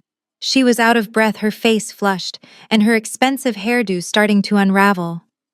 My father, David, was right behind her, looking pale and shaken like a man who had just watched his retirement fund evaporate. They stopped a few feet away from us, panting. Susan tried to compose herself, smoothing her dress and forcing a smile that looked more like a grimace of pain. "Haley, honey, we cannot just leave it like this. We are family. Families fight. They say things they do not mean. But we always forgive each other. That is what love is." She looked at Liam, her eyes darting nervously to his flannel shirt, which she now viewed not as a sign of poverty, but as an eccentric billionaire fashion statement. "And Liam, son, I am sorry if we came off a bit strong earlier. We were just stressed. You know how weddings are. But we want to make it right. Why do not you two come back to the house tomorrow for brunch? I will make those pancakes you like, Haley. We can sit down and look at the business plans for the winery. Your father has some great ideas about marketing." I looked at her and I felt nothing.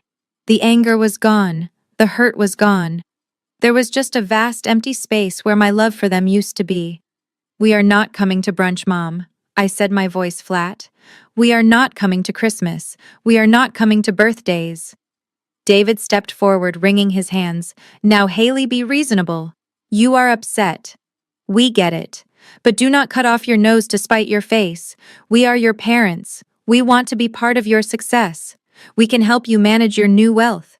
You need guidance." Liam laughed. It was a dry, humorless sound. "Guidance," he repeated. "You want to guide us. David, you just watched your son-in-law bankrupt himself to impress strangers. You mortgaged your own house to help him pay for a party he could not afford. I think I will keep my finances as far away from your guidance as possible." Just then, the catering manager, the same man who had thrown the apron at my face earlier, came rushing out of the side door. He was holding a bundle of black fabric. He spotted me and ran over, ignoring the tension in the air. "Miss," he panted, holding out the dirty apron. "You left this inside. We need all uniforms accounted for at the end of the shift." He thrust the ball of fabric toward me. I looked at it. It was stained with wine and grease. It smelled of the kitchen. It was the symbol of my humiliation, the physical manifestation of how my family saw me. A servant, a prop, a nobody. I reached out and took the apron from the confused manager. "Thank you," I said softly. My mother watched me holding the apron, her eyes widening. She seemed to realize in that moment exactly what she had done. She had turned her own daughter into the help. I took 2 steps toward my parents. The valet was bringing their car around a modest sedan that looked tired under the streetlights. They were waiting for us to walk to Liam's old pickup truck, expecting the familiar sight of the rusted Ford F250. They still wanted to believe that despite the revelation we were still trash. They needed that visual comfort. But the Ford was nowhere to be seen. Instead, a low rumble vibrated through the pavement. Around the corner came a vehicle that made the guests at the valet stand, stop, and stare. It was a blacked-out Cadillac Escalade ES5, but not a standard model. The windows were an inch-thick, bulletproof glass. The tires were run flats designed for combat zones. The body panels were reinforced steel. It was a fortress on wheels, a vehicle designed for heads of state and high-value targets. It moved with a silent, predatory grace, its polished black paint reflecting the city lights like a dark mirror. It pulled up directly in front of us, blocking my parents' view of the street. The driver's side door opened, and a man in a black suit stepped out. It was Marcus, Liam's head of security and personal driver. He was 6'4" and built like a linebacker. He walked around the front of the SUV, ignoring the gaping valets, and opened the rear passenger door for me. "Good evening, Mrs. Liam," Marcus said, his voice deep and respectful. "I have the climate control set to 70 degrees, just how you like it, and I have a bottle of the vintage sparkling water on ice." "Thank you, Marcus," I said, giving him a genuine smile. My parents' jaws were practically on the pavement. They looked from the armored tank of a car to Marcus and then back to Liam. The scale of our wealth was finally hitting them. This was not just a successful business. This was power. Real, untouchable power. David stammered, pointing at the car. Is that yours?" Liam did not answer him. He simply nodded to Marcus, who held the door open wider. Liam placed his hand on the small of my back, guiding me toward the luxury interior. But before I got in, I turned back to my parents one last time. I looked down at the dirty apron in my hand. Then I looked at my mother, who was trembling in her clearance rack evening gown. "You always worried about appearances, Mom," I said, holding up the stained cloth. "You were so terrified that I would make you look bad. You wanted me to cover up my dress. You wanted me to hide." I stepped closer until I was right in front of them. I dropped the apron. It landed with a soft, wet thud right on the toes of my mother's satin shoes. "You keep this," I said, my voice cold as ice. "It fits you better than it ever fit me. You can use it to clean up the mess you made." My mother looked down at the dirty rag on her shoes and let out a choked sob. She reached out for me, but I was already turning away. I climbed into the back of the SUV, sinking into the hand-stitched Italian leather seats. The interior smelled of expensive cedar and fresh leather. It was quiet and peaceful, a sanctuary from the noise of the world outside. Liam climbed in beside me, and the heavy door thudded shut, sealing us inside. The sound of the outside world, my parents begging, the guests whispering, the sirens wailing in the distance for Dante, was instantly cut off. Through the thick, tinted glass, I watched my parents. They stood on the curb, looking small and pathetic. My mother was clutching the dirty apron to her chest, weeping. My father was staring at the closed door of our car, looking like a man who had just realized he had sold a winning lottery ticket for $1. Marcus put the car in gear. "Where to, sir?" he asked, looking in the rearview mirror. "Home," Marcus, Liam said, reaching over to take my hand. "Take us home."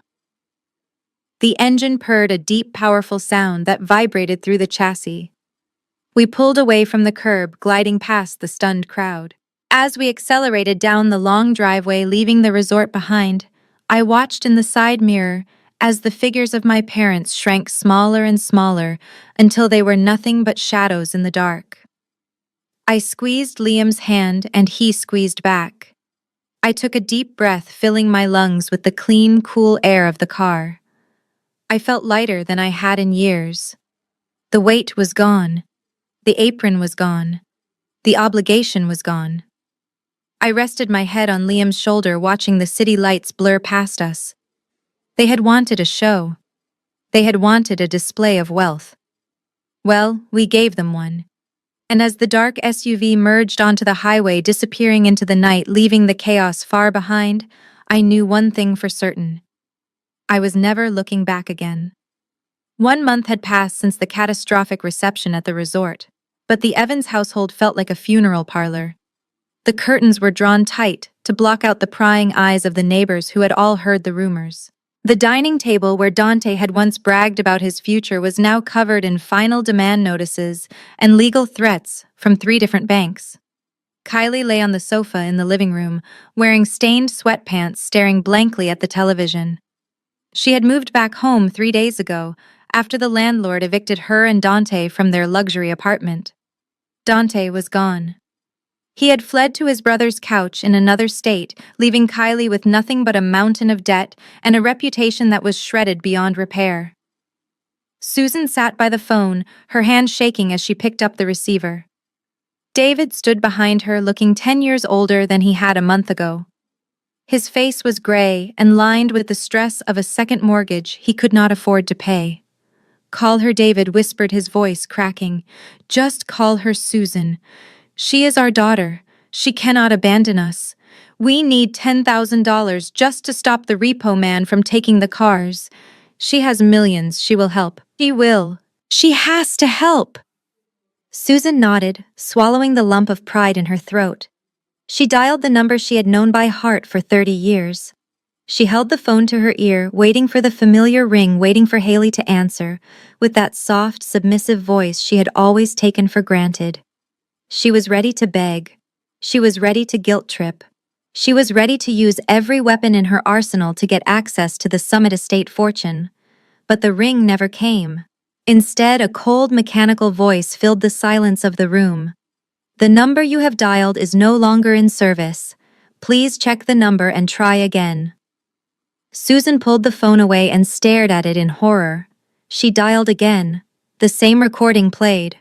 She tried a third time, her fingers trembling so hard she could barely hit the buttons. "The number you have dialed is no longer in service." She dropped the receiver. The plastic clattered against the table, sounding like a gavel ending a trial. She looked up at David, tears streaming down her face. "She changed it," she whispered. "She changed her number. She is gone, David. She is really gone." 5,000 miles away, the evening sun was setting over the Seine, painting the sky in shades of violet and gold. The Grand Palais in Paris was alive with the hum of conversation and the clinking of crystal. It was the International Viticulture Symposium, the most prestigious gathering of wine experts in the world. Haley stood on the balcony overlooking the river. She wore a gown of deep emerald silk that shimmered under the city lights. There was no apron covering this dress. There were no stains to hide. She looked radiant. Liam stepped up beside her, handing her a glass of dark red wine.